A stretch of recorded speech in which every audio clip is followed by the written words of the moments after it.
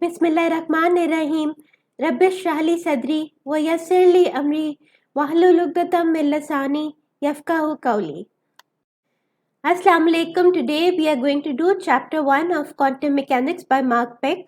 1.1.3 continuous probability distribution, 1.1.4 joint and conditional probabilities. 1.1.3 Continuous probability distribution. So far we have talked about probabilities that are determined at discrete values of x. For example, Pxj for j is equal to 1, 2 to m. When talking about real data, we always have a finite measurement resolution, so measured probability distributions will always be discrete. Theoretically, however, it is possible to discuss probability distributions of a continuous variable. Any measurement that we make is always discrete. However, we can theoretically consider continuous distribution as well. Consider the position of a particle x. Position is a continuous variable and in principle the particle can be anywhere. Since it can be anywhere, the probability that it will be in a particular place is 0.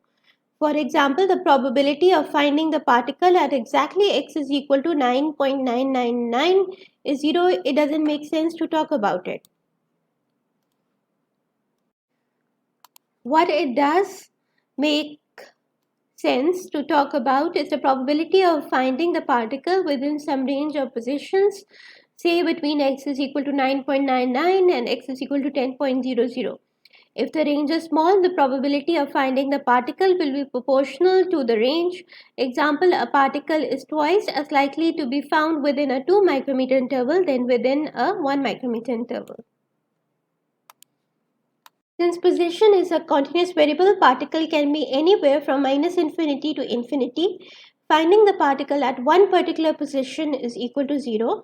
However, if we have a range of interval over which the particle can be found, then the probability is proportional to the range. Capital Px is the probability, small px is probability density, and dx is the length interval. If we take dx to be a small length interval in the sense of a differential, then the probability capital Px that a particle will be found between x and x plus dx is capital Px is equal to small px dx, where small px is called the probability density of x. Continuous distributions are normalized by integrating probability density over its entire range. If the particle can be found anywhere between x is equal to minus infinity and x is equal to infinity, the normalization condition is integral from minus infinity to infinity, small px dx is equal to 1. This means that if we integrate probability density over the entire range, the probability of finding the particle is 1. That means the particle must be found somewhere. For discrete probabilities, we calculate the mean by weighing a value by its probability and summing over all possible values. For continuous distribution, we do the same thing except that the sum is replaced by an integral. We thus have mean of x is equal to integral from minus infinity to infinity x small px dx. Small px is probability density, x is positions, dx is small length interval, and we are integrating from minus infinity to infinity. That is, we are integrating over the entire range. Similarly, we can find mean of f of x is equal to integral from minus infinity to infinity fx small px dx. Fx is the function, small px is the probability density, dx is the small length interval, and we are integrating over the entire range. If you wish to calculate the standard deviation of x, we do the same way as we did in the discrete case using equation 1.9. Equation 1.9 says that delta x is equal to under root delta x square is equal to, we subtract mean of x square minus mean of x whole square and then take its under root. Section 1.1.4 Joint and conditional probabilities. Sometimes we are interested in the probability of more than one thing. For example, we want to know the probability that a particle has a particular value of x and a particular value of y. That is, it has both these values simultaneously. We denote this probability by capital P x comma y and refer to it as the joint probability of x and y.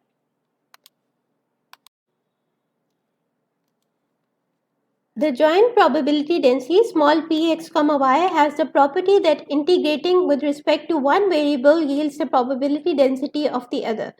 For example, small px is equal to integral from minus infinity to infinity small px comma y dy. Here we say that px is the marginal probability density of x.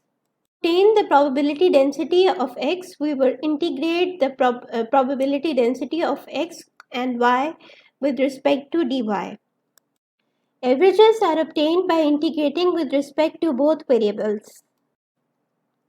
The mean of fxy is equal to integral from minus infinity to infinity fx comma y small p x comma y dx dy.